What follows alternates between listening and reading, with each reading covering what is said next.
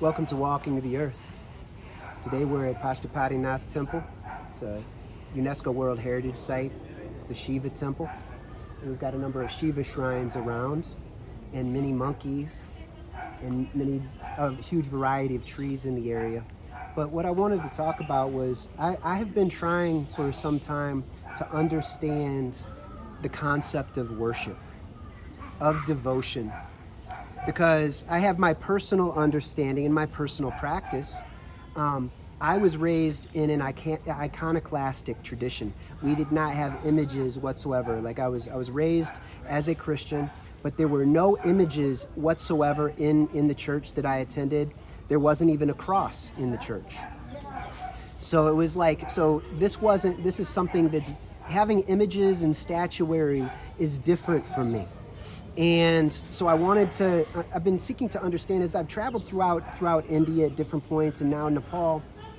I'm trying to understand what's going on with the statuary, and I was trying to figure it out in Southeast Asia as well. I mean, I know some people, they're just going to take it for granted and be like, oh, I've got this figured out, this is what it is. See, I don't believe that.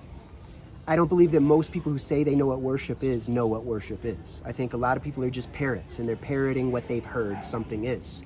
And they've got misguided notions about what something might be. So I'm seeking to understand what is really going on. Now, on my way up toward the temple grounds, going up the stairs, I saw a man. It was very disturbing. He was laying on the stairs, and parts of his body were rotting off of, like he had open wounds all over. He was missing toes. He had chunks taken out of his body. It was very, very troubling, and no one was offering him medical care. No one's offering him aid. He's just laying on the stairway, and like people are giving some money. But it's just interesting to me that people will go to temples and they will offer priests all kinds of money to do pujas, to do various religious rituals. They will offer the statues sacred pastes and oils, flowers, fruits, money, sweets, all kinds of offerings. But it's interesting that we've got children of humanity.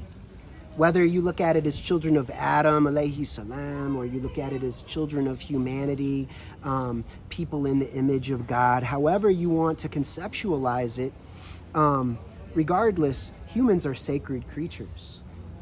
And, like, how come no one is bathing and perfuming and helping this man who's clearly in bad shape? So it's kind of interesting, like that we as humans we're giving money, energy, time, resources to stone objects and to human priests. We're paying for the priest child to go to private education. We're paying for him to eat a fancy meal and for nice clothing or whatever. And yet people are really down and out. People are literally rotting. Like this man's body was literally rotting off of his bones.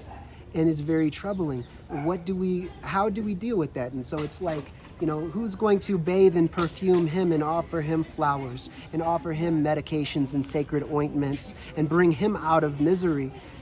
People want to put a statue, wake the statue up and put it to bed, something that has no life to it except something like there are magical rituals where they say, oh, well, this statue is imbued with life force and is a representation of such and such a deity, and it's hard to understand.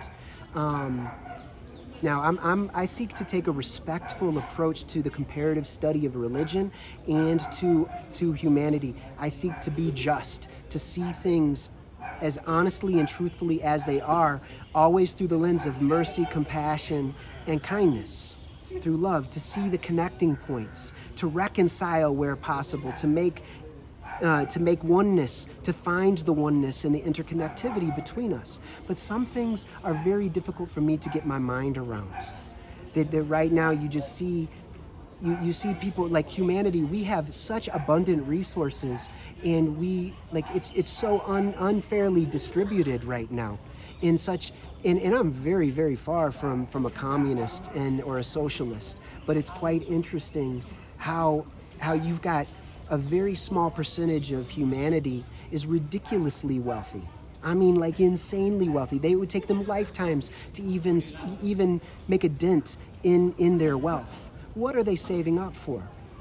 There is more than enough wealth to transform this entire world for the better. So right now you've got people that are quite literally aiming to make this a hell on earth when it could be turned into a garden. So anyway, I want to encourage us to do better. And if you happen to have some insights into this and can help me to better understand what I'm grappling with, then I would appreciate that. We will discuss this much more. Like, that's part of the reason why I'm here in South Asia right now, is to better understand the complicated nature, the sophisticated nature of humanity and human religiosity, and to find, if it's at all possible, to find some ways out of this difficult hell realm that they're trying to bring about for us, and to find a way to prevent it and to eliminate it and move beyond it. So anyway, I'm gonna go ahead and draw this to a close, but be safe, everyone.